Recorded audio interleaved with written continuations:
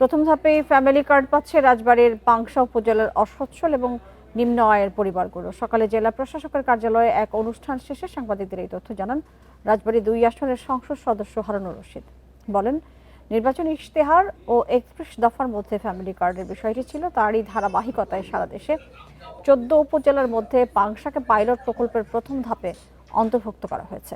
প্রধানমন্ত্রী তারেক রহমানের নির্দেশনায় কাজ শুরু হয়েছে। এই কার্ডের মাধ্যমে উপকারভোগীরা ন্যায্য মূল্যে খাদ্য সামগ্রী এবং প্রয়োজনীয় সহায়তা পাবেন। এছাড়া এলাকায় জুয়া, মাদক, সন্ত্রাস, দখলবাজি ও চাঁদাবাজির বিরুদ্ধে কঠোর অবস্থানের কথাও জানান তিনি। 14টা উপজেলার ভিতর সারা বাংলাদেশের 492টা উপজেলার ভিতরে আমাদের এই পাংশা থেকে, রাজবাড়ির পাংশা থেকেও আমাদের ফ্যামিলি কার্ডের পাইলটিং প্রোগ্রামের ভিতরে আমাদের এটা অন্তর্ভুক্ত হয়েছে। অবশ্যই এটা আমাদের জন্য অনেক বড় প্রাপ্তি।